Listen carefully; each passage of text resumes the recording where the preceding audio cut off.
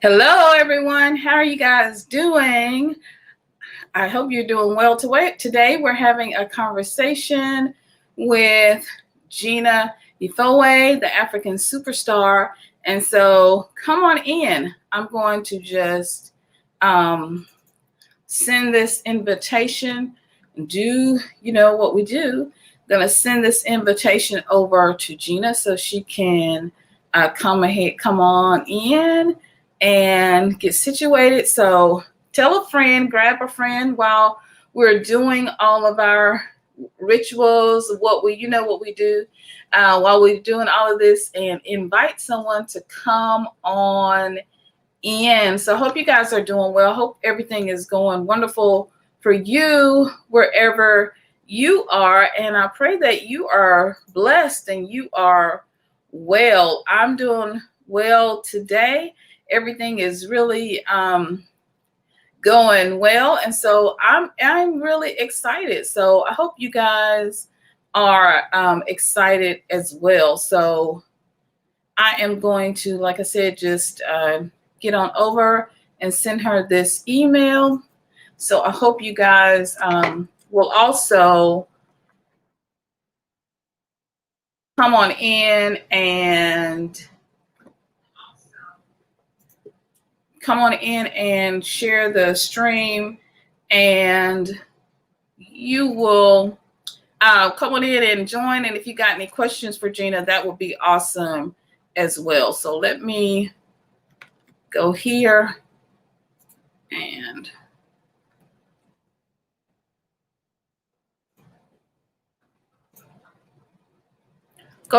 share this link, guys. Hope you guys are doing good today. I'm doing good today. Hope you guys are also doing well. It's been an amazing day, I tell you. Been an interesting day for us because for some reason our internet wanted to go down today. I promise you that every time I need to do a live, for some reason the internet just decides that it wants to play crazy. So this has just been one of those days. As you can probably tell, I am not in my normal place. I'm actually in my hallway because my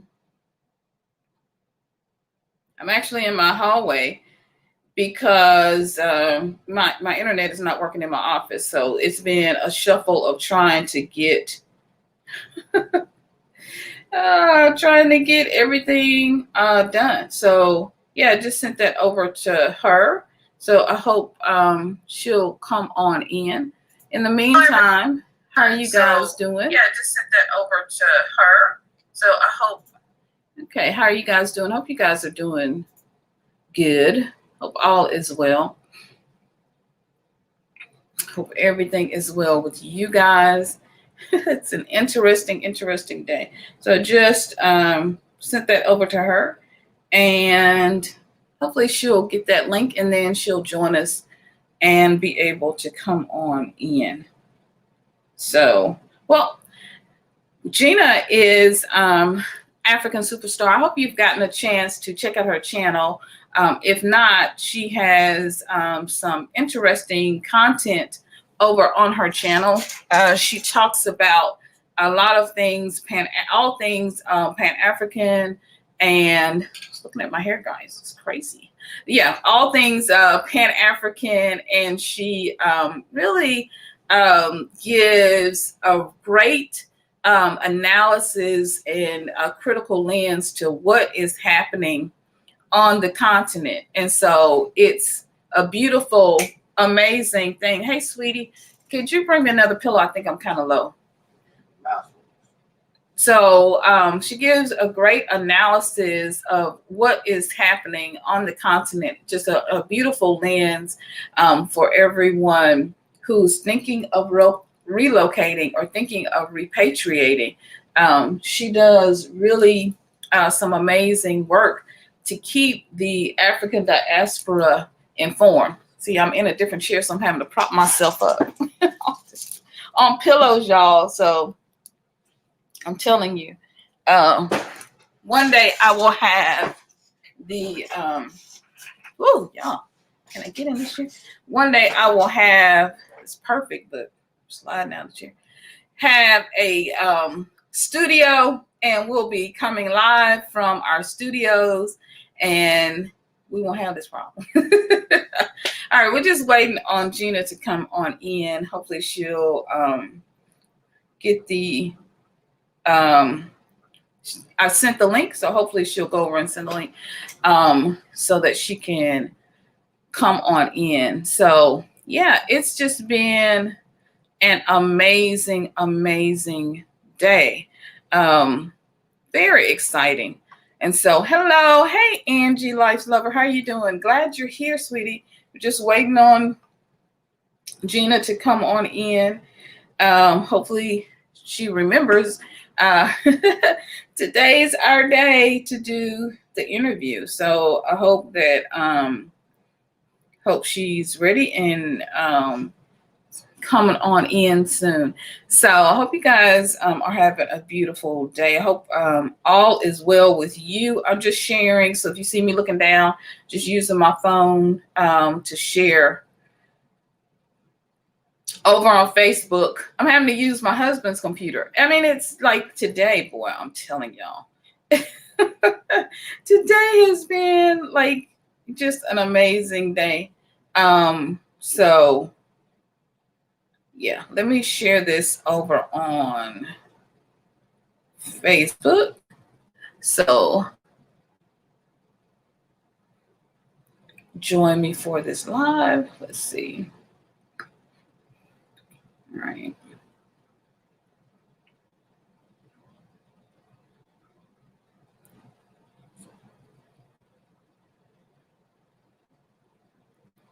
Join me for this live discussion.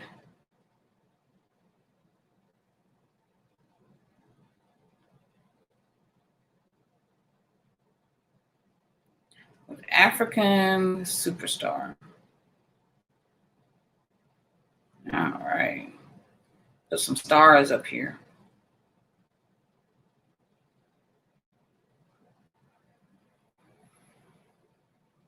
All right.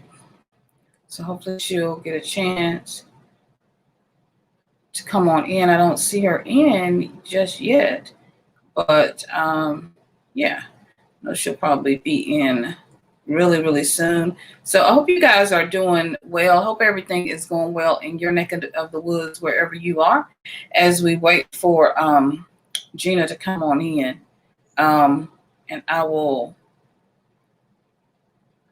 share this link with everyone.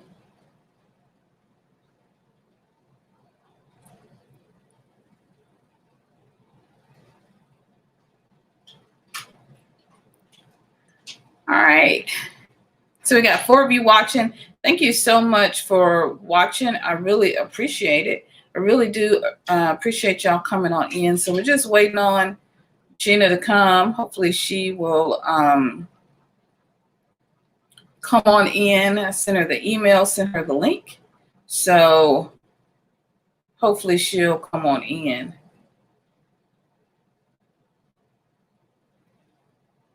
And can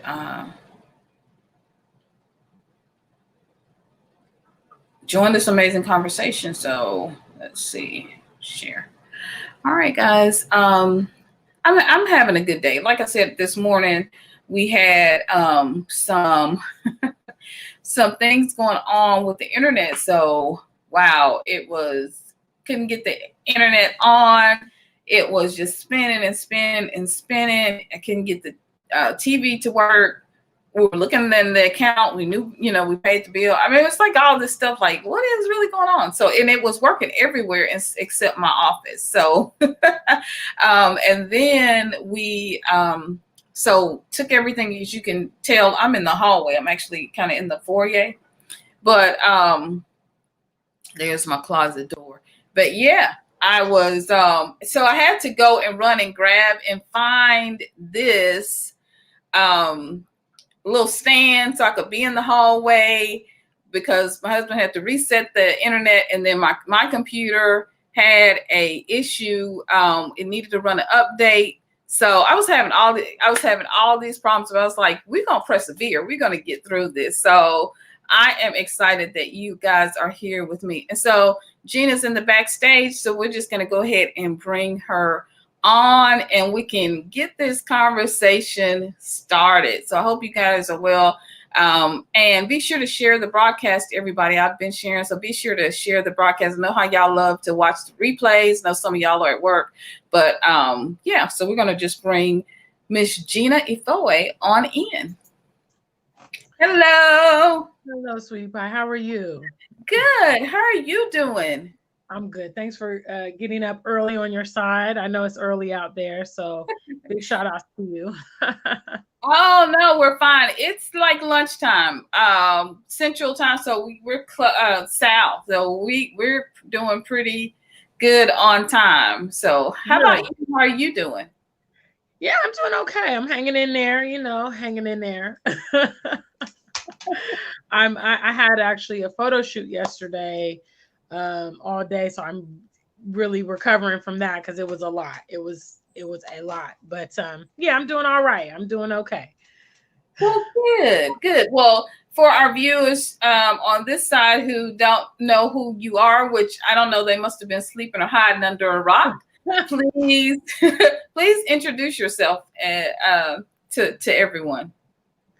Well, first of all, thank you for having me. It's always a pleasure to guest appear on other people's platforms. It's actually a bit of a relief because somebody else can kind of, take control of the conversation. But thank you so much for having me, SYNOLVE, and big shout outs to your audience. So anyone watching, my name is Jenna Effoe. I am the one and only African superstar. It's my star. I am a YouTuber here as well, in which so that's essentially, in a nutshell, what I talk about and who I am. Okay. So you talk about the continent, but you also talk about some pretty interesting things that are happening, all across the continent, whether it's political things or whether it's, social things that are going on the continent. I was telling everyone that you keep everyone informed. Why did you feel the need to go in that direction? What was it that was so inspiring for you, or you felt that this message that you share on your channel just wasn't being heard? Well, I believe that you are what you eat, and obviously the media exposure and our education, our religion, and all these things have had a huge impact on us. And I realized that without positive examples in the mainstream, this is having a big impact on our young people. And quite frankly, I just didn't see myself represented in the mainstream media. I realized that in regards to Black people, educated Black people, sophisticated Black people, we are not reflected. And so I chose, actually at a very, young age, I haven't been watching television since probably my teenage years. And when I got to university, people were like really questioning, but I basically felt like if you don't support something, if you don't believe in something, then you should not invest in that. So that's one of our problems, among our community, is we patronize detrimental things to our community. Media, music, movies, we allow other people to represent us inadequately, and then we're upset about the representation, but in regards to the actions that we take, we are very slack on that. And I personally believe that because of a lot of the trauma that our people have experienced, we have to focus on the psychological problems, because just simply picking up and going to a different location without doing that work, you will basically just transport your issues. There is no geographical cure for the problems that you're experiencing. It is behavioral. So that is why I talk a lot about evaluating your mentality, critically thinking, trying to locate the roots of some of this information and behavior and dealing with it. Because I'm someone who really appreciates the information. I can make decisions when I have the information. I'm pretty confident in my ability to make choices. But if I'm getting a portion of the information, or certain things are being concealed from me, that has an impact on the decision that I'm making. So I like to provide the information to my audience and allow them to be able to make an educated decision about the way forward and a lot of issues that are affecting our people. Absolutely. What I'm seeing and what I love in this moment, and what I'm finding a lot with young professionals like yourself, and also people within my group, is this rise of what I call this rise of the Black intellectual. And it's not that we were not here before, Exactly. right? It's just that we really We didn't have visibility. We talked to each other. We shared information with each other. We were on code with each other. But there really is a need for more Black intellectuals, more Black intellectuals to rise and to come out and to be in the forefront of this Pan-African movement, because our voices need to be heard. I'm basically a pretty shy person. I'm an introvert by nature, but I know that it's important for my voice to be heard. Did you also kind of feel this push or this call from the ancestors that said, speak, and I need you to speak now? I've been wrestling with it for a long time, to be honest. I like yourself, I'm really not a public eye person. My relationships with other people have always been extremely complex because I have a different perspective.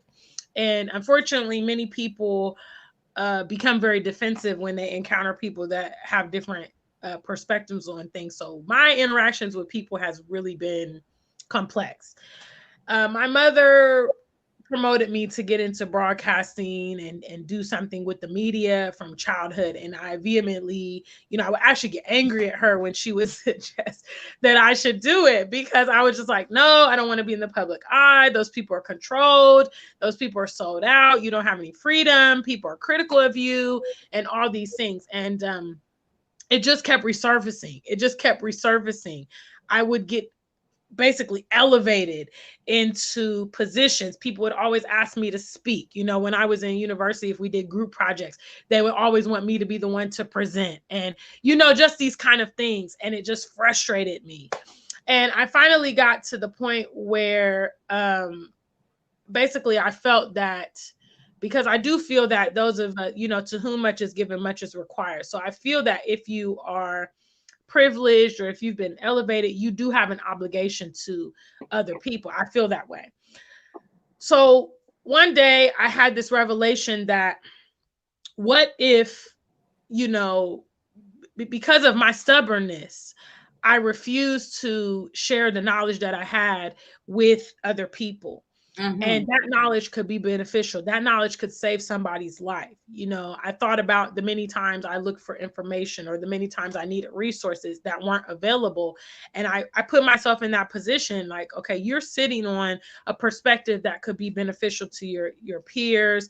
You have a way of connecting with people and communicating with people. And so therefore, I don't want to be responsible for anyone's downfall. I don't ever want somebody to be like, Gina, you could have helped me prevent this, or you could have done this and that. I want to always contribute what I have to be beneficial. So I just eventually, accepted it. And, it's kind of taken my mind of its own. Say that again. You accepted the crown. Yeah, I accepted it. I started this YouTube channel many years ago, back in 2013. It was just kind of an outlet, for me. I had no intention of becoming, this celebrity YouTuber and all this stuff. My platform is rapidly growing at the moment. We just surpassed 6,000 subscribers so far. This time last year, we were a little bit over 1,000. So in less than a year's time, it's rapidly growing. I have spoken at several events in America. I used to speak at events. I've spoken on events, Women's Matters, some churches and things like that. I was scheduled to speak at the Africa Day conference in Senegal. I was invited to speak, and I was being, Getting ready to go.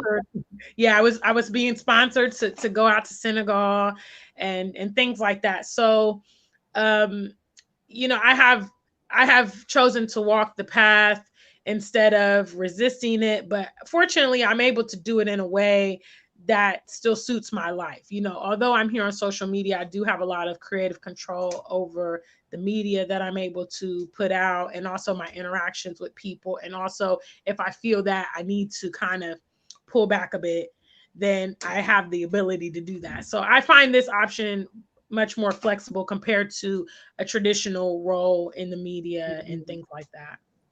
Awesome. I love that you talk about this flexibility, because as we move into this new season, post COVID, it's important that we begin to look at different options for how we'll make money, for how we'll support ourselves, for how we'll brand ourselves and position ourselves in the market.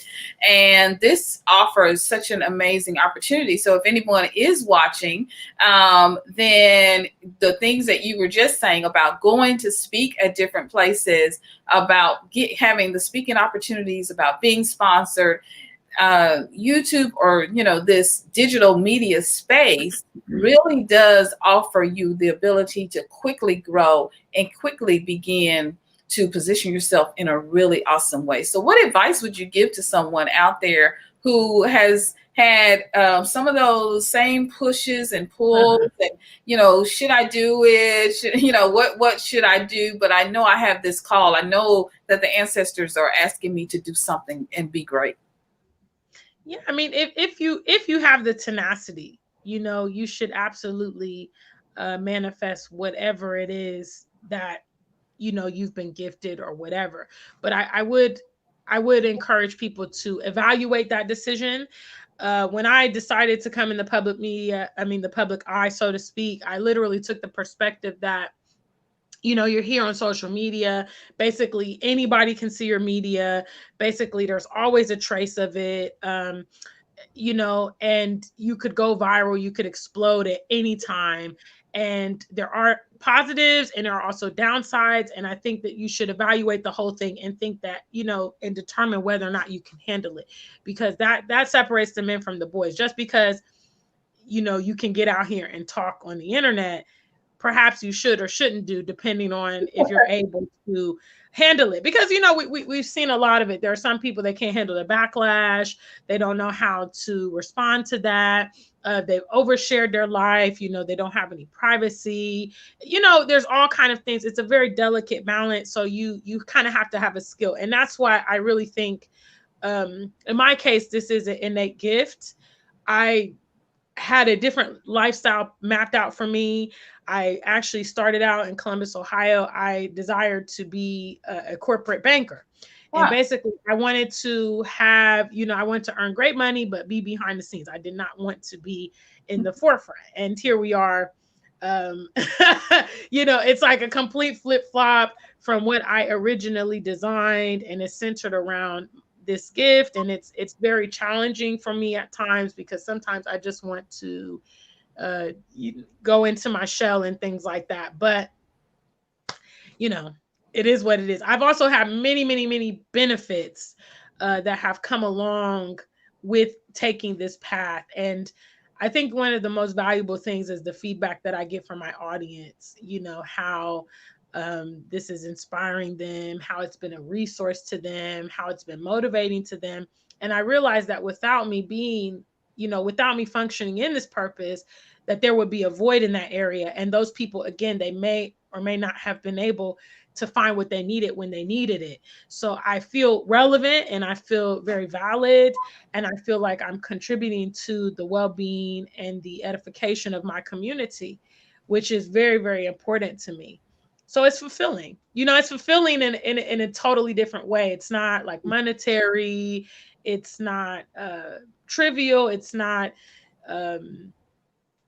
just like casual or anything. It's very, very meaningful. And I think also what's beautiful is I can do it with integrity.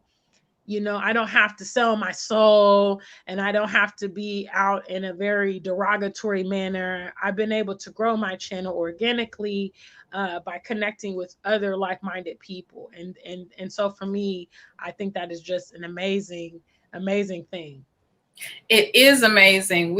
I love that you talked about your background in corporate banking, because you obviously bring a lot of that professionalism into the work that you do. And so it really shows not only that, but, you know, the beauty of having such a loving mom who has poured such amazing things into you. And so I see that whenever you are on your channel, and I really love that, because I hope that and I know that my children, when they're out in the world, they're representing me well. And so you represent your mom and your family well, and I say this to you all this time. I am so very proud of you, and kudos to mom. To wherever you are, mommy, in Columbus, Ohio. Kudos, sister. Kudos, queen. Kudos to you. So one of the things, my background is PR and marketing. So I am almost got 2-3 classes left to complete my master's in communications, PR, and branding. So thank you. It's been I was a stay-at-home mom for quite a while, but I was was a medical writer, did some other things. And it's, you know, it's the beauty of what you said, that you bring all of your amazing life experiences to this moment, things that you probably had not even thought about. You bring them into this moment, and you are doing such an excellent job of positioning your brand in the marketplace. So tell us about your website. Talk about I see your logo on, you know. Yes. I am wearing products from my website. My website is www.theafricansuperstar.com. And so this is actually one of my products, Black Lover Stay Single. Woohoo! And this is actually called the quad mask design, because it's for African mask, obviously. And I sell this in a variety of colors. And I sell men's clothing. I also source products from Ghana and Kenya. I source African jewelry from Kenya, and I source some jewelry from Ghana, as well as some African prints and kente cloths and things like that. So basically, the African Superstar, it's a long story, but basically, some of my colleagues coined this name for me. They called me the African Superstar because they really had never encountered anybody at the time I was living in America that was just so in tune with the motherland and loved the motherland and had aspirations there. And people would always ask me, "Oh, are you a Ghanaian?" Because I was heavily affiliated with Ghanaians. And I learned a bit of Tree, and I knew the music, and I ate the food. And so when I'm there in Ghana, literally I am able to, associate very well with the Ghanaian people. And so anyway, they named me the African Superstar. And so I actually came up with this logo here, my star. Beautiful. Yeah, I came up with the star. I mean, I had the photo shoot done. I kind of had the vision. I had body paint and stuff, and I kind of commissioned this photo shoot. I wanted something that was like iconic, because I knew that it was going to kind of define my brand and stuff like that. I actually had that photo shoot back in 2016. So I've more recently I've created the star. I created the actual star last year. Because basically what I wanted to provide like a bombshell option for Black women. I saw Black women, when they associate themselves to be divas or, very successful women, they would be wearing Marilyn Monroe shirts and things like that. So I wanted them to be able to have clothing that was like a Black kind of bombshell, something very distinct and things like that. So obviously I created the star off, in relation to the African Superstar, which is my brand. As far as the website that came about, it was actually started kind of as a suggestion from my cousin. I took a trip last spring to Kenya for the first time. Hmm. And when I went to Kenya, I went to some of the local markets and I found this incredible jewelry that was made by the Maasai tribes. And I did some research on the Maasai. I was absolutely amazed by them. They actually create the beads themselves and they have these unique beading styles and all this stuff. And I thought to myself, wow, I've never seen these type of things in the West ever. You know, if I weren't here in Kenya, I would never see them. And so I did these like beautiful face paints and I coupled it up with the jewelry. And my cousin said, hey, man, that's dope. You should think about doing your own collection of jewelry and this and that, because you're already traveling to the continent and, you know, you kind of have that audience base. And my cousin is actually my younger cousin. He's a Bermudian. Big shout outs to Marcus. And he gave me the idea. So when he gave me the idea, I pondered on it, and I do have some educational background in computer networking. So I attended the ITT Tech, and I did my project management degree there. So I learned I knew a little bit about computers. So I built my website. I decided to go back out to Kenya and get some inventory for the website. So currently I manage all the functions. I do the marketing, I update the website, I do the photos, I do the stock, I manage it, as well as my urban line, which is I have a few urban lines, which is Black Lover Stay Single. I have the Proud Pan African collection and the African Superstar logo collection. And essentially I wanted to, I feel that a lot of us don't have a voice. For instance, I'm passionate about Black love, and I realized who's out there promoting Black love. Where's Black love clothing? I wanted something that was distinct, that could kind of corner the market. And it's a very bold statement. It's a way of making a statement without saying a word, but the designs are bright and bold and brilliant and colorful. So it makes a statement.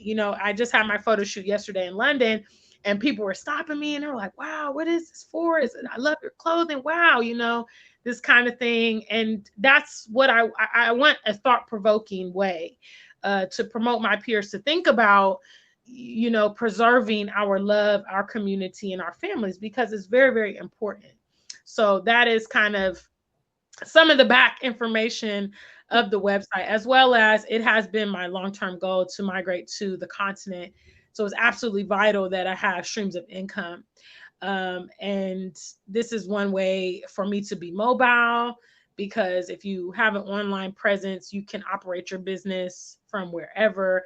If you have brick and mortar, you're kind of anchored in that location or whatever. So I wanted to kind of have that freedom to go around. So when I, in the near future, go to the continent, my business will still run seamlessly. So that was kind of how the website came about, and the brand and all that. So you are doing such an excellent job. It is amazing to watch all of the things that you are doing. I am a proud auntie. I just went ahead and adopted you. Let me send the papers over to your mama to get, to mommy to get permission. And I say mama because I'm down in the South. So, every now and then that comes out. It's all good. It's all good. With all the respect and love that, is due. Because I know how hard it is, to be a parent in this day and age. My husband and I raised our two children. And so when I see, young people like you, millennials out there who are doing amazing, amazing things, it's just like the Black love, because I'm Black love all the way, right? So and it's such a positive way that you're presenting this. And this is why I talk about branding and positioning. I should really talk about this more, but we have to be really thoughtful in the way that we engage our audiences, right? So when you are engaging your audience in a way and you're talking about Black love, it's in such a positive way. Whereas, you might take someone else who's saying it in a way that's like, kind of turns people off. But when you put it in a beautiful way. You package it in beautiful colors on such, you know, I almost say fly. And, you know, can I say that? Because, you know, it's such a 90s word. You know, yeah, my clothes are really dope. I mean, yeah. I actually took and it actually was a Corona. It was a Corona collection, a Corona creation. Okay. I actually launched my website November 2019 in regards to the African items that I had to sell.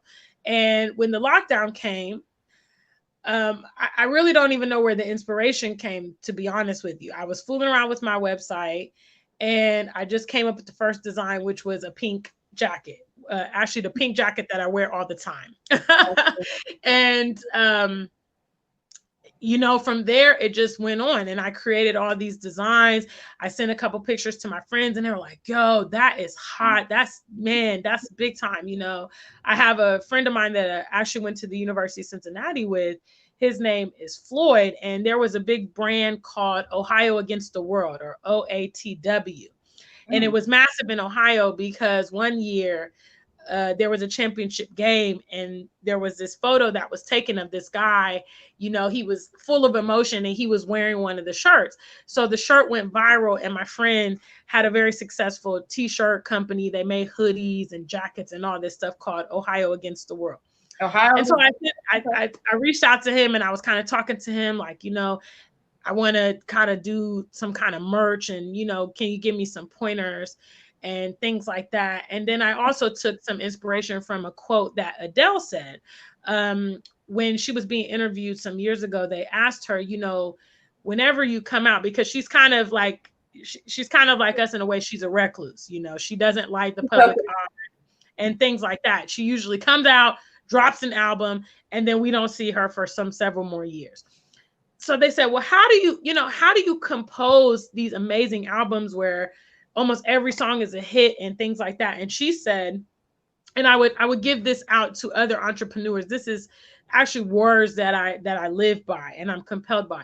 She said, create something that you are moved by, you know, so something that you love, something that you would, if it's music, you know, for her, she said, you know, I can feel the emotion of my music. Even if I listen to it, I would be moved by it, you know. And these are the things that I would, you know, challenge other creators to implement, is make a product, for instance, that would meet your standard.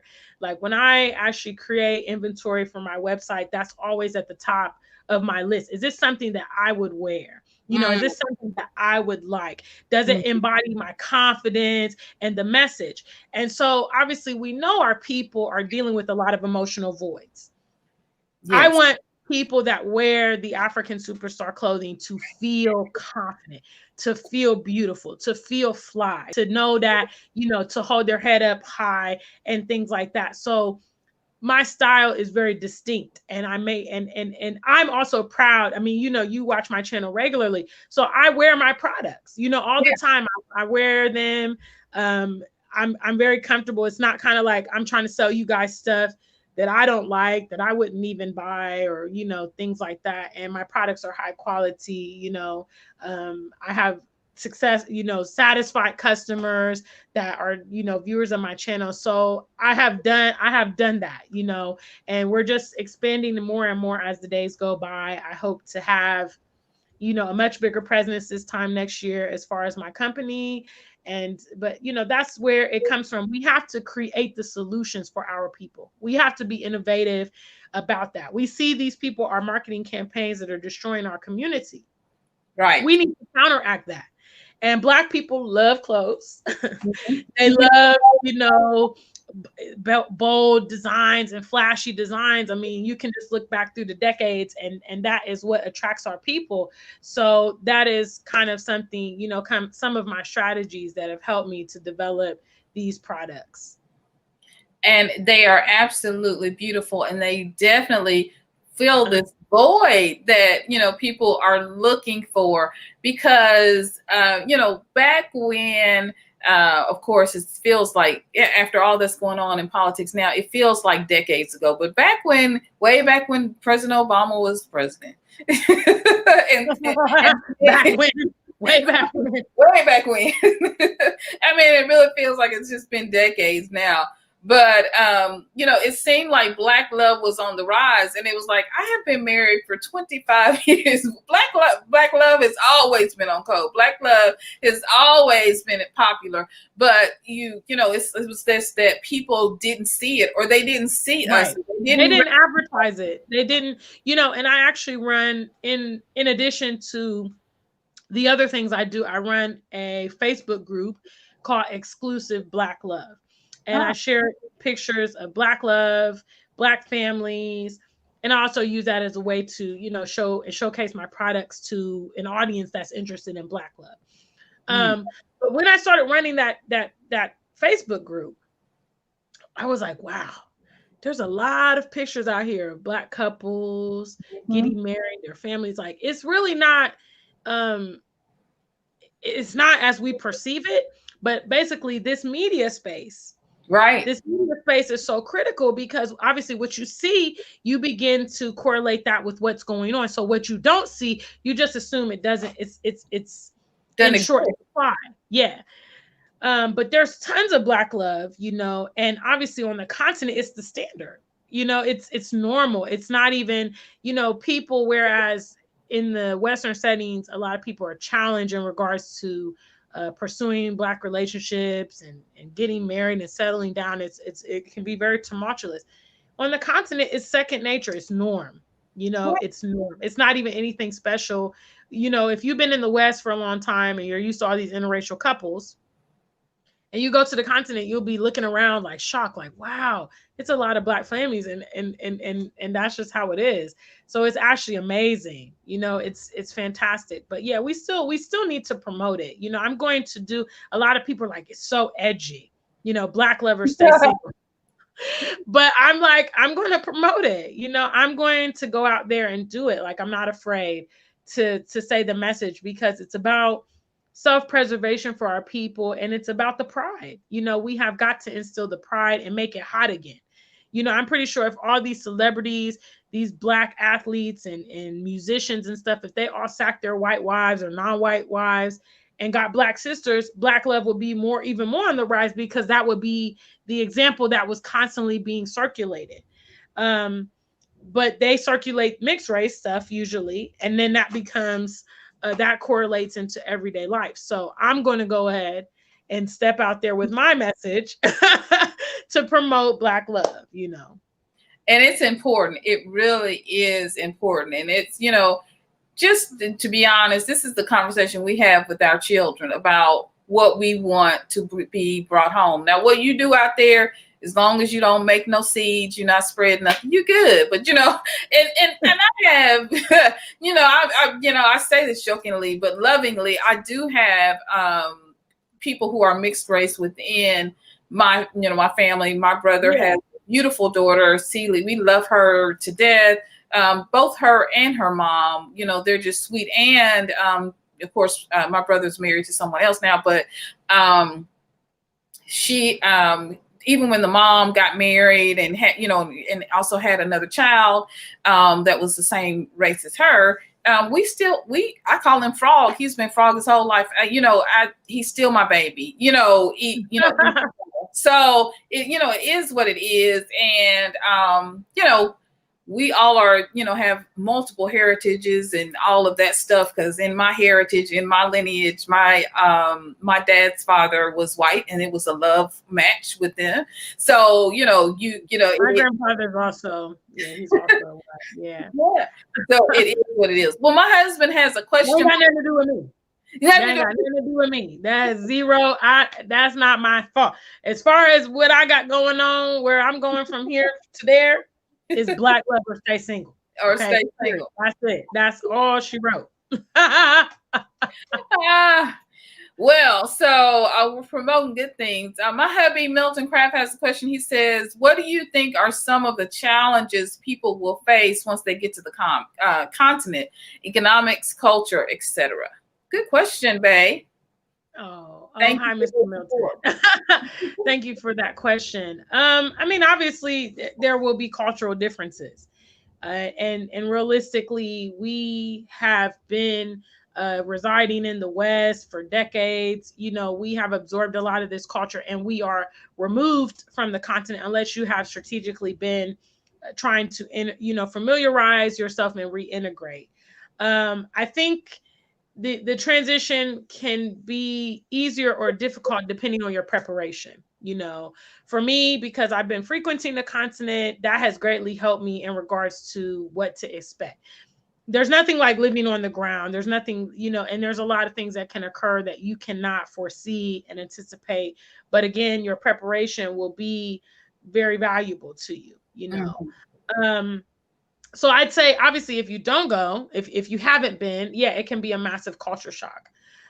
Because it's a different lifestyle depending on which country you go to, the culture, the languages, the religion, and things like that, and just the mentality. It behooves you, I think, if you are interested on the continent, to begin trying to associate with Africans in your environment, to observe them, maybe, start trying some of the foods, listen to the music, maybe pick up the language, try to follow what's happening politically in the country that you're interested. These kind of things will give you an advantage. And really, these are kind of the laws of migration. So for those that are not watching, I actually left the US in 2017 and I moved here to the UK, where I currently reside. I was due to move to Ghana over the summer. That was the plan since last year, but Corona has delayed my plan. But essentially, I needed to get out of the US. It was smothering me, and I needed to focus on my game plan, which I have been able to, do so much in just a 3-year period being here without some of those pressures that I was experiencing in the US. So what I'm saying in regards to migrating to the continent is no different than migrating to any other country, and I actually located that information on an expat blog when I was doing research, years ago about moving. It was actually quite rare at that time. Someone from America moving elsewhere. And it wasn't related to military or work or school. It was literally like picking up and going somewhere else. So that was one of the rules that I found, which was, if you have the ability, frequent the place that you're going. That cuts down on the culture shock. That provides you some familiarity. That also provides you the opportunity to fortify networks in that area. So that is what I actually did here in England. I used to come every year for about 4 years before I moved. And in regards to Ghana, I've been going to Ghana every year since my first trip back in 2016. Wow. So, and I've built quite a fantastic network on the ground in Ghana. Social media has been a massive tool for me, being able to reach and connect with other, Pan-Africans around the world. And the Ghanaian, big shout outs to my Ghanafo, Medo Ghanafo Pa. My Ghana people have been the most powerful network that I'm a part of. They have literally embraced me as their own. And I mean, the doors that have been opened through Ghanaians around the world. There's not actually a country I've been to that I have not located a Ghanaian from Germany to South Africa, Kenya, here in the UK, France. The network is unbelievable. And that's why I always promote our people to kind of tap into that, because, it's as simple as, I'll call a friend and be like, hey, I'm going to so-and-so. And they'll be like, oh, I've got a cousin there. Oh, my schoolmate is there. Oh, wow. The Ghanaian diaspora and the Nigerian diasporas are some of the largest diasporas in the world. I think the Nigerians are probably number one. Mm-hmm. And so basically what that means is, because they do have a community, they know each other. And even if they're in different locations, they maintain that community. So that becomes a resource to you, and it is my Ghanaian community that has connected me with people on the continent. It is amazing. It's absolutely fantastic. I mean, I've had some things go on in Ghana, and there will be Ghanaians that will be like, how did you, for instance, I'll give you this story. I don't want to take too long on your channel. But when I went to Ghana in 2018, I went around March. We went March 2nd. My big sister and I went to Ghana for my sister's birthday. And there's a friend of mine who I met through Facebook a few years prior to that, named Dickinson. And Dickinson is like, he's like my go-to guy. Like, I mean, I can ask him anything, any type of resource I need. Like when I needed a birthday cake for my birthday, he hooked me up. If I need a place to stay, he'll tell me where I can go. I mean, he's just a complete resource man. So anyway, we were hanging out and he said to me, well, do you want to go visit Cape Coast? Because my sister was in Ghana. It was her first visit to Ghana. So he was asking me, like, do you want to go to Cape Coast, or do you want to go to the Ghanaian Independence Day parade, which was March 6th? Okay, because that's Ghanaian Independence Day. So they have a big, big parade, and they have a big, event at the Black Star Center, Black Star Square, which is in downtown Accra. Ah. I said, yeah, because I'm not big on like the slavery sites and stuff and all that. So I said, well, let's go to. I asked my sister. I said, what do you want to do? She was like, let's go to the parade. So we go to the parade and we get in the Black Star Square. And so next thing I know, he's on the phone. And they have these tents. You know, I don't know if you've ever seen any programs in Ghana, but any of my Ghanaians will know what I'm talking about. Whenever they have these events, they have these like dignitary tents, and they have the Ghanaian flag on them, and all the tribal chiefs sit there, and all the VIPs and all this stuff sit there. So he's on the phone. So next thing I know, we're getting ushered into these tents, right? And I'm like, wow. Okay, you know, because I've seen these things on television. So I'm like, I'm here now. You know, this is crazy. So then the next thing I'd see, the Nigerian president walks by, the vice president and his wife walk by. And I'm just like, yo, this is crazy, you know? So he carries on talking to somebody else. He comes back like maybe 20 minutes later. He's like, come on. So then we get ushered into the press box. Okay, we are in the press box with only the media. And we can see the president like he was literally like a stone's throw away from us. And my sister's like, how are we here? And I'm like, it's just the connections, you know? So because I've tapped into that network, for instance, I've been able to have some amazing experiences in Ghana. It's amazing. And I think to myself, like, damn, I get so much love. I get more love here than I get in my hometown, you know? Yeah, I'm like, I've never been next to the president of the United States. I've never even been close, you know, to any of those. You can't even get access to them. You just go and look at the White House. You never actually, you know, a few people meet the president and high-ranking government officials. So it's really encouraging, and I love my relationship with the continent. And it's not just Ghana. You know, I've also had I've established great relationships in Kenya. Mm-hmm. I have relationships in South Africa as well. And I have great relationships with the Nigerian diaspora as well. And Prince Dinas Samir is a good friend of mine who, you know, represents very heavily for Nigeria. So it's been an amazing journey. And I'm so delighted to see what is on my path, because since this was not my life direction, every milestone that I reach is so exciting to me because I never anticipated it. So, you know, when I'm watching my channel grow, all I wanted to do was get my channel up to 1,000. That was my very meager hope. Well, so now that the channel is going this way, I'm just like, okay, you know, I'm like, you know, I mean, it's all bonus, really. It's all bonus excitement at this point. So it's fantastic. I'm really excited about my future prospects.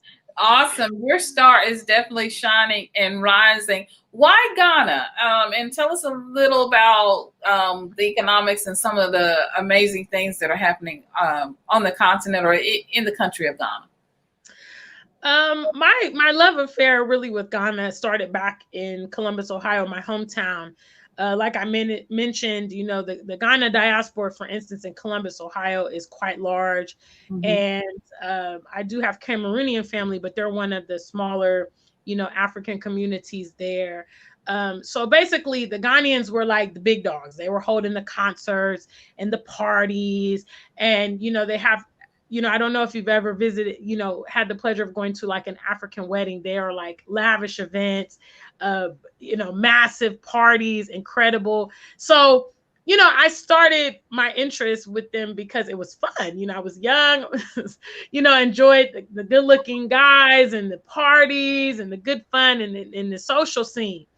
And that was my first exposure to the other side of Africa that I never saw on the television. You know, a lot of my friends were traveling back and forth to Ghana, and they would show me pictures of the big parties and the mansions. And it really just sparked curiosity in me.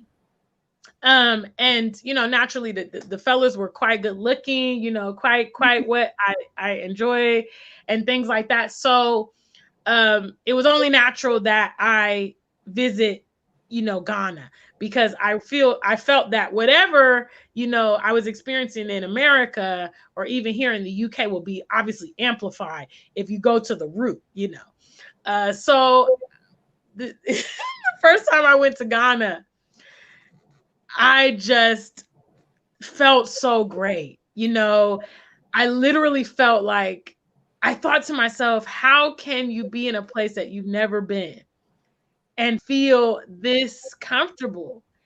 And I remember when my plane landed, because I actually went, my first trip I took during the November election period. I left November 1st, 2016. I went to South Africa for 3 weeks. And then I flew from Joburg to Accra in Ghana. And I remember when our plane landed, everybody just clapped, you know. And it's been my experience that happens very often when I travel to Ghana and the plane lands, everybody claps, everybody's jubilant. You know, people are just like so excited to get off the plane and begin their stay in Ghana. And there's an energy that is just, I mean, it's electric, you know. And I will go to, I usually go to the beach when I'm in Accra. I usually go to, obviously, a well-known popular beach, which is called Labadi Beach. And something that's unusual about that beach to me is how the ocean roars. You know, the waves are so strong every time I go to that beach. You know, if you visited other beaches around the world, you know, sometimes they have high tide and low tide. It just depends and things like that. But in Ghana, consistently, that ocean is just a powerhouse. And I literally feel like that's our, you know, the ancestors communicating with me that I have arrived, that I'm where I'm supposed to be. In addition to my relationships with Ghanaians, it has been so fluid. I believe in going where you're wanted. I believe in going with the flow. So since it's so natural and second nature, you know, I'm always being mistaken for a Ghanaian, you know, so literally people just think I'm one of them. And to me, I quite like that, you know, because growing up in the US, where you're always, you know, in the US, people, because I'm a bit unusual, you know, people would be like, well, where are you from? You know, even in Columbus, they'll be like, well, where are you? What school did you go to? Where are you from? You know, kind of trying to check my background. But with Ghana, it's like, oh, are you Ghanaian? You know, like they just take me as one of their own. And I just thought that was amazing, you know. So those things, I mean, among many other things, I love the climate in Ghana. It's quite warm. I love hot weather. When I get there, my skin, my hair just blossoms. I love the food. I love the music. The people are so friendly, you know, and quite frankly, I don't have children yet, but I would love for my children to be raised there. It's a place where I would be happy for my children to consider themselves Ghanaians and to celebrate that culture. So, you know, overall for me, Ghana has it just ticks all the boxes. I've been traveling to Ghana, you know, way before the year of return, and kind of stumbled upon the magic of Ghana prior to that. And it's not to say that any of the other countries are inferior, but naturally I just have that affinity. I have the networks, and it has definitely drawn me there. For all intents and purposes, somebody who is born and raised in Columbus, Ohio, with no direct ties to Ghana, I think that it would have to be, a superpower that connects the two, because I never had that forecasted. It's not like I've been talking about it since I was, 5 years old and things. I had a completely different game plan that I pursued. I actually went to school, began my career at the bank. I was very, very determined to escalate. And the systematic racism is what I encountered. And I realized at that time that, I wasn't necessarily going to be able to escalate the way I had intended. So this whole path of social media, motivational speaking, migrating to the continent, even being an entrepreneur, all these things were not a part of my game plan. So that's how I came across, that's how Ghana became the place that I've selected.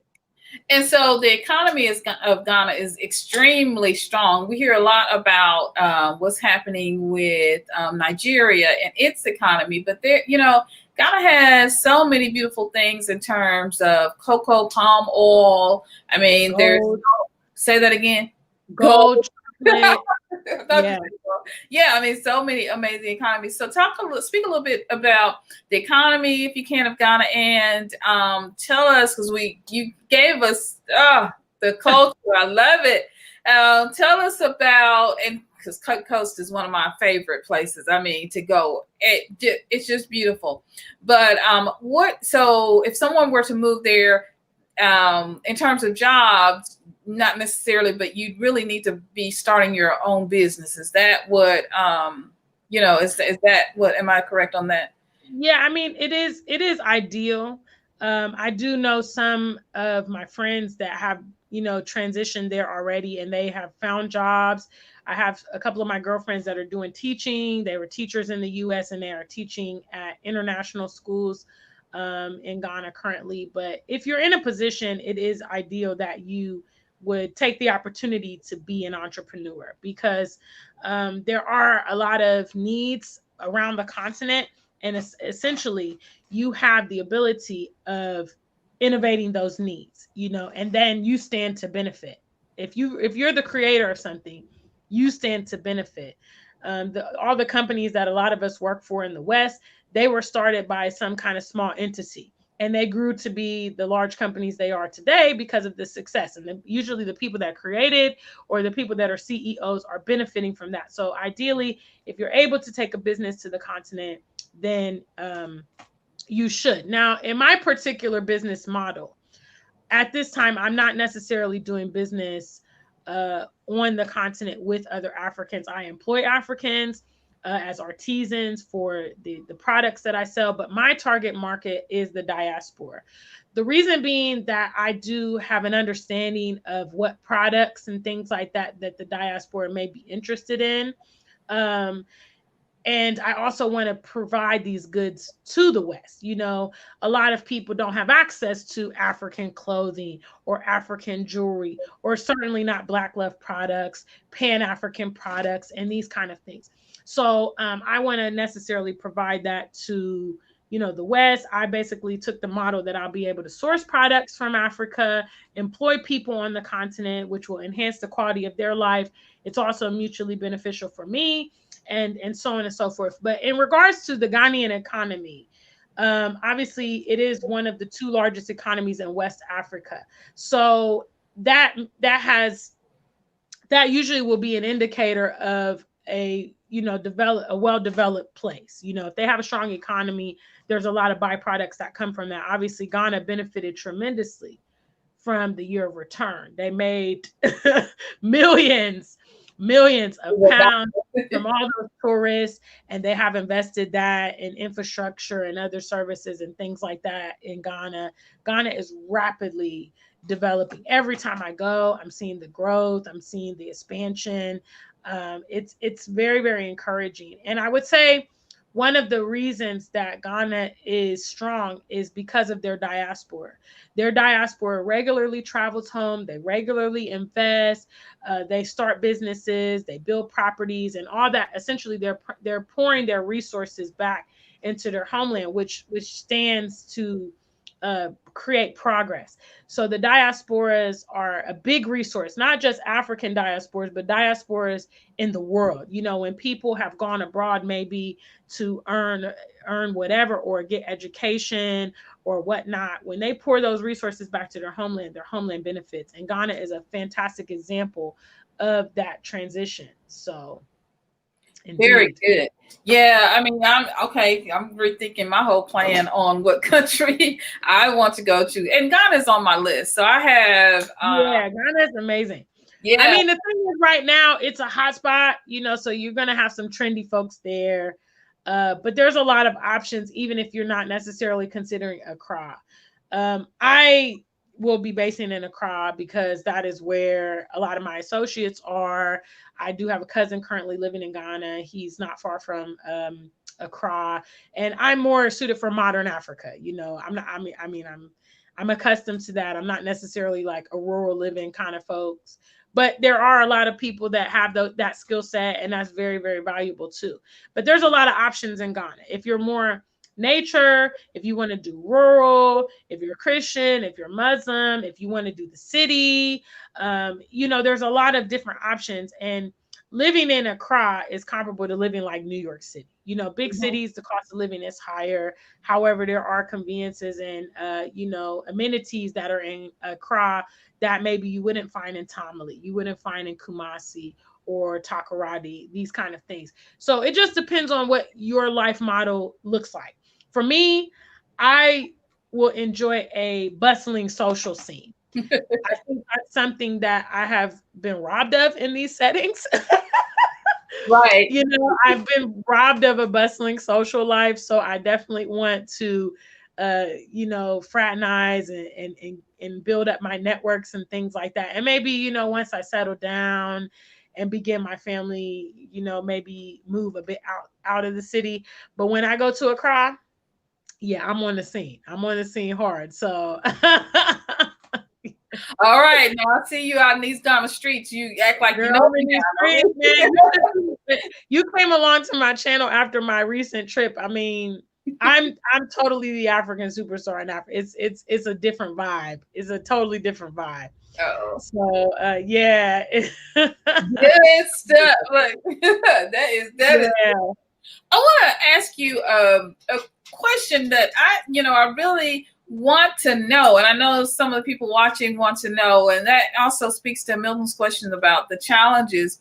But we've been watching, for those of us who have watched some of the diaspora who go over to Ghana, like Native Born and some of the other channels. I think some of the things that kind of throw us off from Ghana is the fear of citizenship and how that all works. And, you know, with Native Born, they would have to, they could stay for, you know, get their visa and stay for like a certain amount of time. And then they have to fly out. I think they're in South Korea or somewhere else now. So can you speak to how that the whole citizenship or residency works? Because that was my kind of why I was taking Ghana off my list. I was like, I don't want to go somewhere and get a house and do all these things, get freehold land. They've got some beautiful houses out in Cape Coast. And then all of a sudden, I gotta leave and go, you know, because I know like Uganda or Kenya, you have to get out of the continent for like you can stay there a year if you renew, and then you have to get out of the country for like 24 hours, but then you can come back. People go to South Sudan or you know, other places. So for Ghana, can you kind of speak to that? Because that is my only fear about Ghana, and I love Ghana. Yeah, I mean, I have a different perspective in regards to this. First and foremost, we are in these Western settings, we are very conditioned to adhere to the laws and all this kind of stuff. And sometimes we divulge unnecessary information. You know, we Okay. You know, we you know what I'm saying? We do that. And I actually learned this, you know, over my years. Okay. Sometimes I would just be giving out unnecessary information and then it would come back to haunt me. See. So I learned to kind of see how things go. First and foremost, it's very rare. It's extremely rare that you would be deported or anything like that, you know, in an African nation. Obviously, they have their laws. Um, and to say it delicately, a lot of things are negotiable, a lot of things are flexible. Number two, I would also say the whole concept of citizenship and all of that is ever changing. The reason is because prior to this interest from the diaspora on the continent, there has not been this level of interest of people from outside seeking citizenship and all this.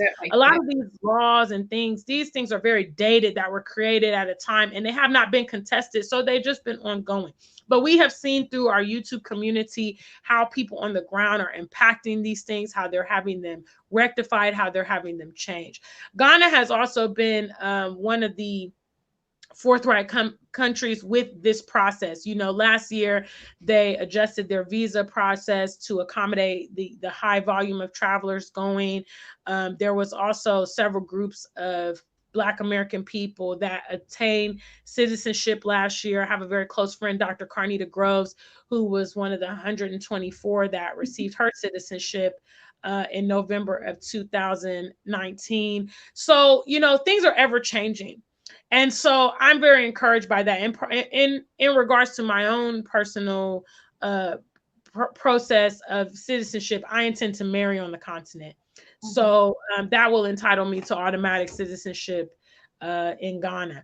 So, you know, in the meantime, I'll hold a visa or whatever. But I know folks, you know, in the immigration world and all of that. So I'm not really too deterred per se by the citizenship issue.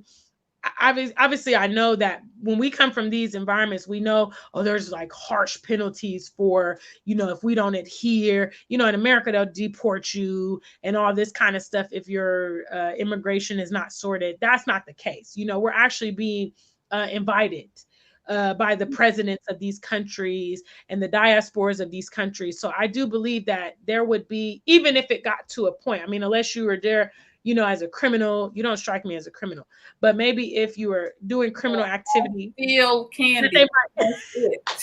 You know, if you're being a nuisance and you're, you know, being a detriment to society, perhaps they could consider something like that. But if you're a situation where, you know, you're trying to sort through these issues or whatnot, you know, even my friend that got her citizenship, she's been living in Ghana for 6 years. She migrated from Colorado. And, you know, they sort you out. I saw ES channel from Eat, Love, Migrate. She was talking about how she was able to renew her visas and it wasn't a complex situation. So, you know, I'm not necessarily deterred. I'm kind of going to just get myself in the environment and then go from there with those kind of situations. But I mean, I would say to any of you that that's your big hang up. You know, don't let that be a deterrent if that's what you want to go to the continent. Things are ever changing. You know, they are ever changing on the continent. And obviously it's supply and demand. As the demand is there, the supply has to be adjusted. The rules have to be adjusted to accommodate the demand. So they will change. And, you know, again, we're seeing a lot of people like Juliet in the Gambia. She's been challenging immigration. Yes. You know, so I'm very, very confident that provisions can be made for us. Look, provisions can be made for us. This is my whole life. Provisions shall be made for me. I mean, you know, I'm just like, I used to be a by the book girl as well. You know, when I first grew up, I was just like, okay, I want to do everything by the book. And then I realized, you know what? The people that are really excelling in life, to be honest, they scrap that book and they make their own rules and they do their own thing and they innovate their path. We look at the White House. Look, this is the whole. That's not a good example. I'm just saying, look, do what you got to do. Let the Lord use you. I'm just saying, because we, you know, we have, we have lived this way, like you said, in the West, in such a straight and narrow, straight and narrow, straight and narrow. If you get out of line, there's going to be consequences. You don't want trouble, all of that stuff. And I mean, when you go to the continent, it's so much more laid back. It's just so, I mean, and basically I'd say if you're going on about your life and you're not causing no trouble, I mean, I'm not trying to encourage you to encourage me because my husband break the laws, but I'm telling you, if you're just minding your own business, doing your own thing, you're not going to see the immigration police show up at your door and be like, oh, SYNOLVE, your visa expired last year. I know somebody who was there, over a year past their visa. Wow. And just went to the airport and they paid there was $100 fine and they paid it and rolled on about their business, so. Look, I wish more people, this is the issue. I'm telling you, this is one of those issues. And this is why I think some people, choose like the Gambia or other places. Because like for me, my list is Ghana. I love Kumasi. I love Cape Coast. Those are, I even Takoradi, but I really love Cape Coast because our son now is in, and it's not too far. It's not too far from Accra, but our son is in Boston now. And so he is working on a project with two professors, one at Harvard and one at Dartmouth. And so I know it's the proximity of, in Cape Coast, the proximity of multiple colleges, the University of Ghana, there are multiple colleges in that area. And so me trying to talk to them to come over to the continent, I love that. My daughter's an educator. So I love Ghana, and you start looking, of course, Kenya has, amazing universities there as well. But when you start looking out at different, places, you start talking about citizenship. And then in the Gambia, of course, you can get the 5-year residency. So when you're weighing those things and you're just doing research and you don't have anybody to talk to and it's only YouTubers, I wish, you guys and, and me as well. This is why I had you on my channel because I was, my husband and I were talking. It's like, we need the real scoop on Ghana. It's such a beautiful place. But when you only have a few people that are, when you think about it, there are only a few people, like there's native born, there's ES, right? And there are a few other people that are citizens. I mean, that are. Dr. Cambone is also one. Say that again. Spell it. Dr. Cambone, Mr. Obadeli. Okay, Cambone, Obadeli. Okay. Yeah, he's got his citizenship as well. I'm trying to think. I don't actually watch, to be honest. I don't watch a lot of Ghanaian YouTubers. But what I'm saying is, so you have the native born family, and I think for a lot of people, it's almost like, and sadly, it's true. And I love the native born family, but because they were the ones talking a lot about citizenship and those things, I think a lot of people gravitated to that because that was from the diaspora, the information we need. A lot like people are gravitating to Bag or Art Cathy, and so. Be what it may, depending on the information you're getting, whether it's positive or negative, it you'll get a perspective, right, of what you think. Yeah. And so, but the thing is I mean, obviously, it's all a perspective issue as well. People's perspective. I function in the role of a leader. So I guess some things that may deter other people are not necessarily deterrents for me because it's more or less, okay, let me go see what's happening. You know what I mean?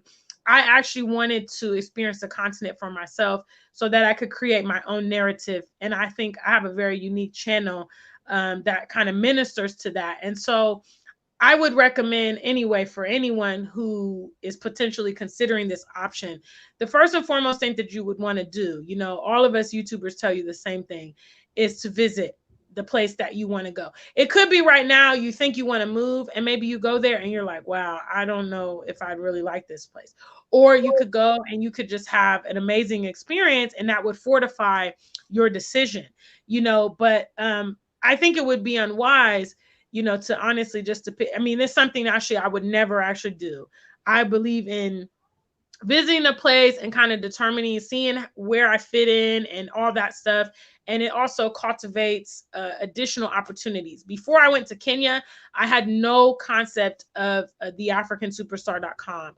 Had I not taken that trip and the actions unfold the way they did, then it's very, very safe to say that this would not be a facet of my life, because obviously I source from Kenya now products that I sell. So if I hadn't gone to Kenya and seen them, then that inspiration would not be there. So I think sometimes if the big picture is overwhelming, then don't, put one foot in front of the other and just kind of bring it down to scale and think about the first steps and kind of tick those off. Obviously, if you haven't visited a country, thinking about moving there and having citizenship is quite a large jump.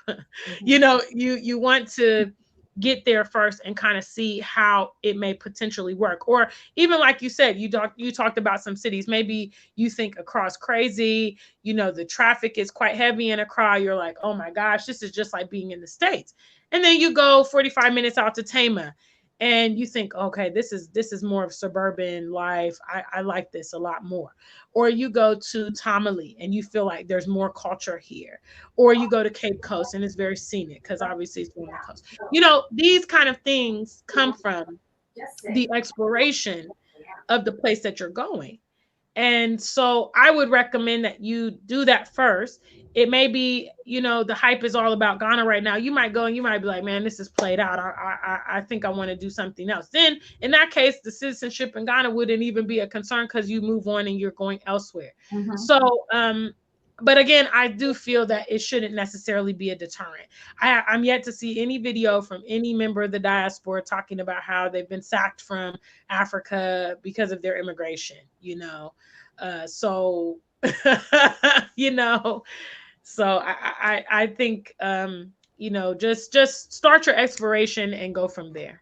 Yeah, I mean, and that's why it's so good to have conversations like this. It's so great to talk to other people, especially people who have been on the continent as you're going. And a lot of people, for example, a lot of people on my channel watch the replays because they're my age and they're working and doing all this stuff.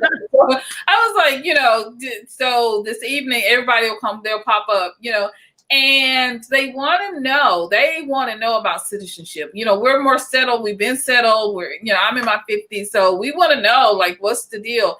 And all you got to do is say it once. We are on code now. We understand, we got some rules that we can kind of finagle and walk through because, it's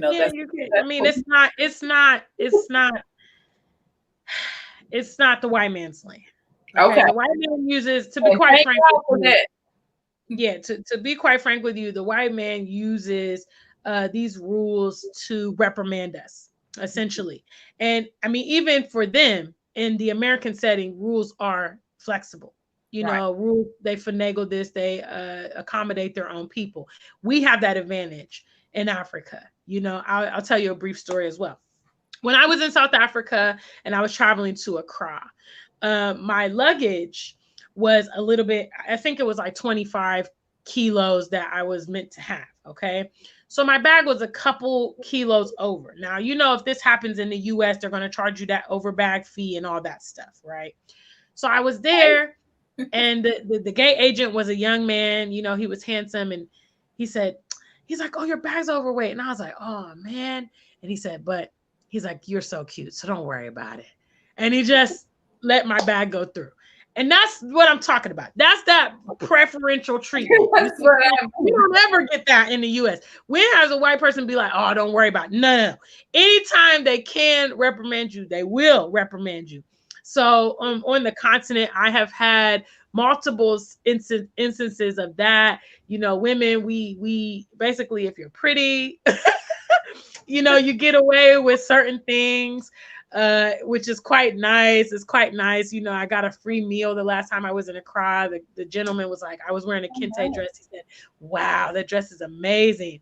And I said, oh, thank you. Can I have my bill? And he said, don't worry about it. It's on me. And I'm like, see, that's the kind of stuff I'm talking about, man. I love it. Things are negotiable because it's our people. You know, it's our people. It's our people that are willing to, you know, they understand the life. So they, you know, they might want a little something, something or whatever. But it's all good. And that's what I love about Africa, you know, because I feel like if you're willing to put something in, then you can make something happen. If you're willing to make the networks, you're willing to invest yourself, it can be fruitful. There's so many people that are demonstrating that to us.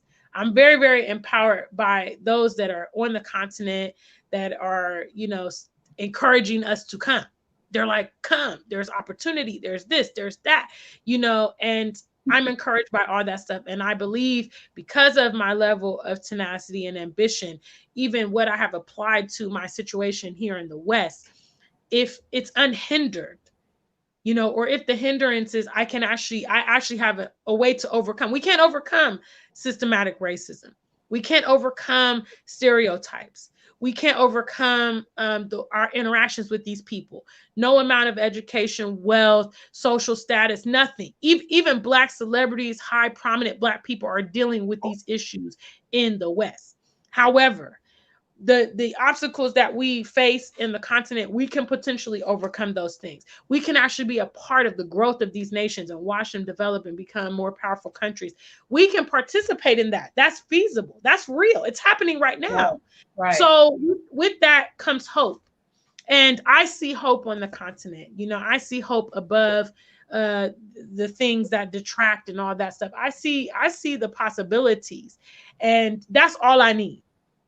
I just need access to the opportunities. I think the rest will come in its own, you know. So yeah, I mean, don't be deterred. Any potential setback that you're thinking, oh, I don't have friends, you know, like you said, oh, I'm old.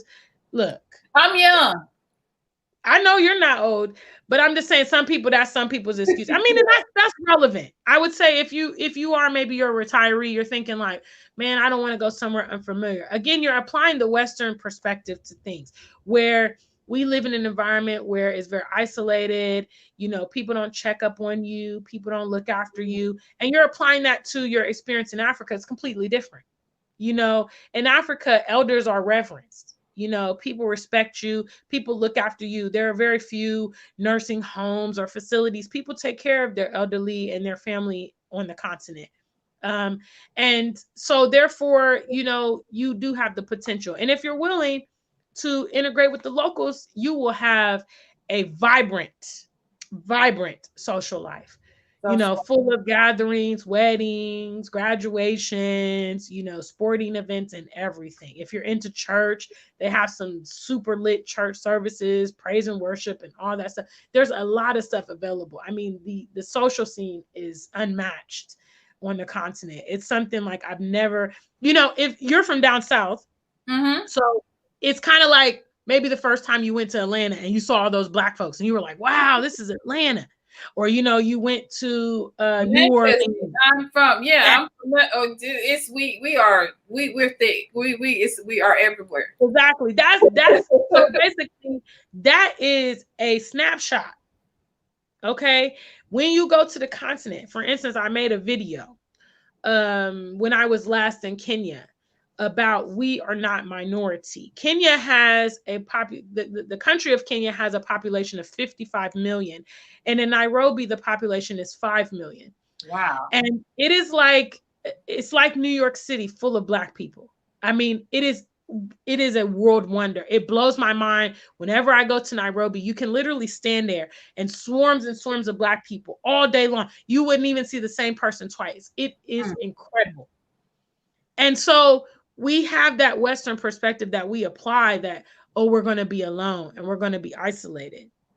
That's your choice if you choose to function like that on the continent, because your people are everywhere. Everywhere.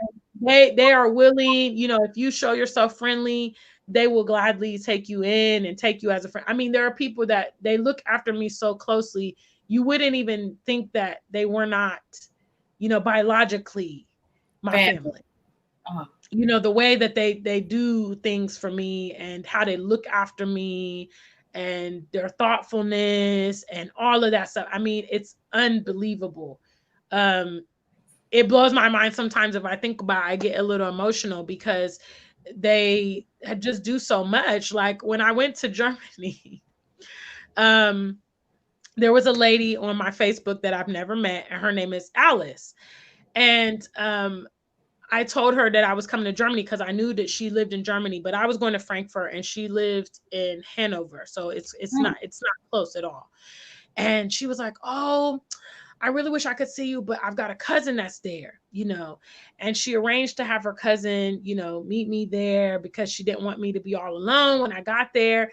And I just was like, So I don't even know this woman. You know, I've never even seen this woman. Like, this is, you know, something that even people that I know in the States and I grew up with, they would organize these things. And things like that are just so meaningful to me.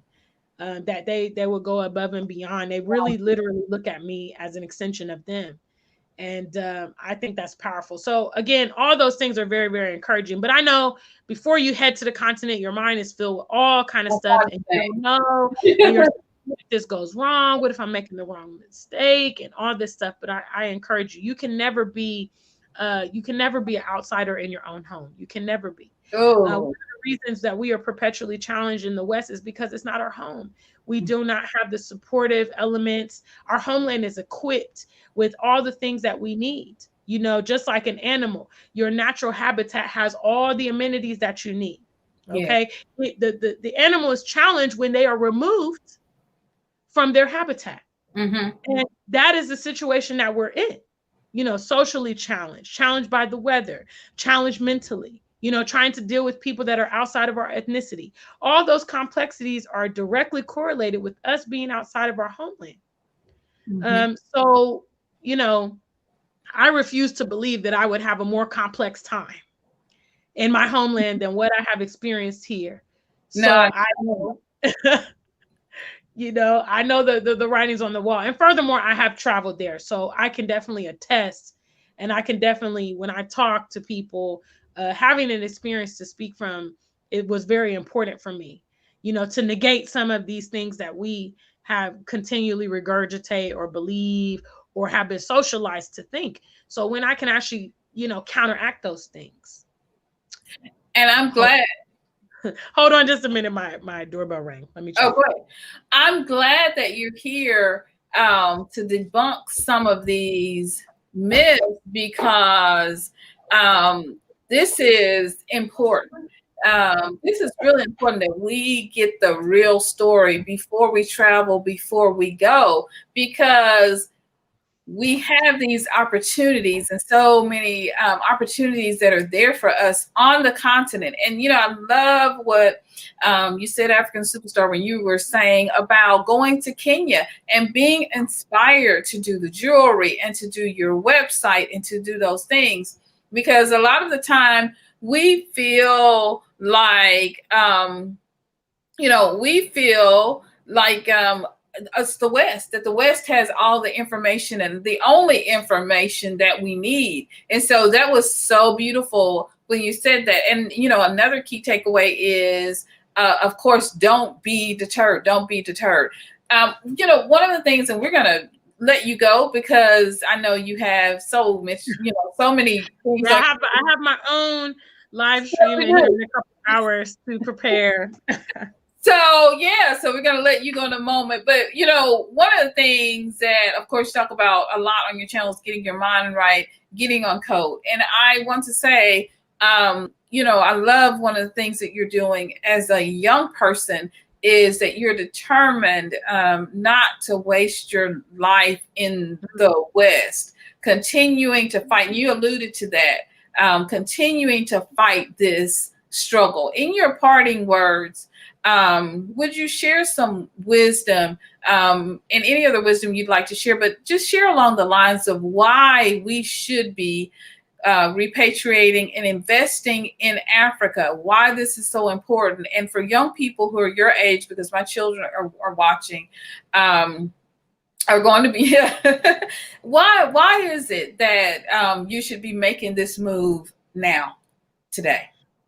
I mean, it's always better to get started as soon as you can. Obviously, as a young person, you have hopefully, you know, we always hope for long, fulfilling lives. But realistically, the sooner you start, the longer lifespan you're going to have to enjoy these things, to fortify these things, to cultivate these things. And it also gives you room for failure as well. You know, if you're starting later in life, you kind of have less of a margin. You really need things to function, because you really may not be able to rebound from things if they don't work out well.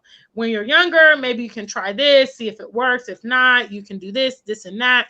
And you can also reestablish yourself. One of the reasons that I am avid about pursuing the continent is because I want to reestablish generational wealth in my family. And I also want to reestablish the connections directly to the continent. One of the weaknesses of the diaspora is their identity crisis. You know, they are constantly reminded in these settings that they don't belong, even if they're you know, they've been there for centuries or whatever. Their family lines have been there for centuries. They're always made to be an outsider. I don't want to impart that on my future generations when I have the ability to change that dynamic by what I choose to do in my lifetime. And in closing, I would say some words from one of my dear friends that passed away, Grandmaster Amin Ra, who was a brother who repatriated from California to Kenya, and he resided in Kenya for over 20 years, and he recently passed away earlier this year. But one of the most profound things that he ever said that really resonates with me is, you know, I never have to have the conversation about police brutality with my children. Because when he moved to Kenya, he married a Kenyan woman and he raised his children. He has several children that are born and raised in Kenya. And that's the reality, which is a lot of the repetitive issues that our people are dealing with in the diaspora. We actually have a lot of power to impact those things and change those things. You know, if it has to do with us not being able to trace our roots and not know where we come from, if we plant ourselves somewhere, for instance, on the continent, and begin our family lines there, we have undone this issue of being disconnected. Because we have reconnected ourselves. And when we create the new generations, they're not going to say, nobody's going to tell them that they're not an African. Nobody's going to say, you don't belong here. Are they going to say, oh, you came from America? No, because Africa is our inception in the first place. So we're just returning back and we're just re-cementing ourselves and reacclimating ourselves with the origin. And so I want to do that. I think that when things get distorted in your life, it's important for you to revisit the root, to understand where you come from and to understand how it all started and why you do this and why you do that. It's amazing to go to the continent and you will see the similarities with people that you've never met, don't even speak the same language with, have never spent any time with. And that would lead you to understand these are innate features, the very things that we get heckled for and, you know, get made fun of for and things like that in the West are attractive in our homeland, you know? So it's, for me, it's vital. You know, I don't want to continue to perpetuate this nonsense in my family lines. I know, for instance, if I stay in the West, I can write my story. I could write my child's story, my grandchild's story, if I'm even able to create the relationships to bring them in existence. All this stuff is annihilation to our people because we're not able to come together. We're not able to stick together. We're not able to fortify families. That's impacting our race, you know? So it's imperative, you know, for me. It's all about generational wealth and longevity as far as I'm concerned. I really don't have any options here. So it's do or die for me, you know.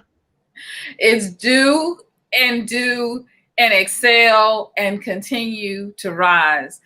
African superstar, I thank you so much, Jenna, for coming and spending this time with me. Blessings to you on your journey. Success and much love to you and the work that you do on your website, africansuperstar.com. And I appreciate you so much as I'm rebuilding and rebranding myself and what I was doing on this channel. And I'm, you know, slowly picking up steam. I just appreciate you being here with my journey. from this point and as I grow. And I just appreciate you coming, because not everyone, you know, you're amazing, big channel. Not everyone will come spend time with the little people down, you know. Okay. You again, it's obligatory. You know, when you are a leader, you must reach back. You know, not everybody will come along, but when you're able to identify people that are genuine and they really just need, you know, they need that extra push or whatnot. And all I could say is I think you have a fantastic channel. Ever since I first viewed you, I was very, very impressed with you. I don't collab with everybody now. But I did find your channel suitable, and I wouldn't mind, you know, vouching on your behalf. So that is why I chose to come. And the only thing is, I do hope that when you grow as you will, that you will also pay it forward to some other young aspiring person, you know, reach back and help them along the way. And that's how we all, you know, pull each other up. Thank you. I certainly will. I certainly will. Thank you so much. Well, sis, you just have an amazing day. And again, like I say, thank you so much. Thank you so much for being here with us today. And blessings to you. Have a wonderful, amazing day, Gina. Thank you. Thank you so much. It is my pleasure. Big shout outs to the SYNOLVE family. Make sure you like and subscribe this channel. This young lady is going great places. So you want to go along with the ride. And you're also more than welcome to come join me on my channel, which is the African Superstar. We are ever growing, ever changing, just like the continent. And I welcome you to come and enjoy my content as well as Miss SYNOLVE. So thank you so much for having me. You're welcome. My dad say, have a wonderful day. Well, this has been another amazing interview. The African Superstar has some amazing content over on her channel, so please go check her out. She's been doing content for multiple years. She has multiple types of content, from being on the continent, traveling in Egypt, being in Kenya, also traveling in Ghana. So go over and check out her. Get a chance, an opportunity to see some of the beautiful products that she sources from the motherland, for the Maasai people. Visit her website, theafricansuperstar.com. Be sure to go over and buy, support her journey in her work as she is repatriating back to the continent. As soon as the borders are open up, she's going to be going home to Ghana. So please go over and support her. If you go over to her channel, you'll be able also to see other ways that you can support her through PayPal and other means. Go over and, you know, join, be a member of her channel, her members only. She has some amazing things going on and opportunities for you, as well as checking out her YouTube channel. Go check out her YouTube channel. She does about 3 live streams a day with some very intellectual and enlightening conversations. Go over. You will be blessed. You will be enlightened. Your territory will be enlarged mentally, physically, and spiritually, with all of the knowledge that she drops regularly on her channel, by all of the hard-hitting exposés that she does, and investigative reporting on different issues that are happening on the continent. She's done talked about issues like how the China people from China are coming to the continent, but from a different intellectual response, which is how we and what we should be doing as African diasporans and Africans on the continent to counter that and to balance that. And so we have a part as well. I'm not going to tell all of that conversation, but I am going to point you over to her channel to go check that out. Go check out that conversation that she gives a different perspective about China and China being on the continent, and then what you and I should be doing on the continent as well. Well, I just appreciate you guys so much. As always, you are my family. I love you so much, my royal family. You just are amazing. Shout out and just blessings to Angie. Thank you so much, Life's Lover. Thank you so much for joining me today. I appreciate you 100%, 1,000, 1,000,000%. love, for being here. I just appreciate you so much. I appreciate Milton for his amazing questions. Thank you, darling. Thank you, bae. You are my ride or ride. You know that. And so I just appreciate you helping me this morning, doing everything that you were doing to help me get set up in the living room and trying to diagnose what was going on with the computer and what was going on with the internet. I promise the internet knows when I'm about to go live because it wants to play. And so you just came right out and supported me and told me exactly how we're going to set up this new studio and take over. So I just love you. You know I do. I love you. I love you. I love you. I love you. Black love, black love, black love. And so and all of you who have been watching, even though you didn't bring any comments in the chat, I know you're there. And that just means the world to me. Just like the lady behind me, I know, just like her, I know the ancestors are with me. I know you guys are with me, the royal family, and I just so appreciate you. Thank you. Thank you so much. And to everyone that's going to watch the replay, please go check out Jenna. Go check her out on the African Superstar channel. Just do it in the search. And I'm going to leave her link to her channel below and the link to her website, theafricansuperstar.com, so that you can be connected to all of the beautiful and wonderful things that she's doing. And you can be a part of her story as she repatriates to the continent. It's beautiful. It's amazing. It's wonderful. And I'm just so I'm just proud. I'm just excited, like Auntie, to be a part of this journey. All right, guys, I love you so much. You know I do. You are amazing. If no one's told you today, you are amazing. You're beautiful. You're wonderful. You know why? Because you are. I love you so much, guys. Stay blessed. Stay in the game. Stay in there no matter what is coming your way. And know how much I love you. And I thank you for loving me. All right, guys, I'll see you in the next video. As always, be sure to like, comment, and subscribe. And share the video. Share it with somebody, all right, who needs to hear this message today. All right, love you guys. Bye-bye.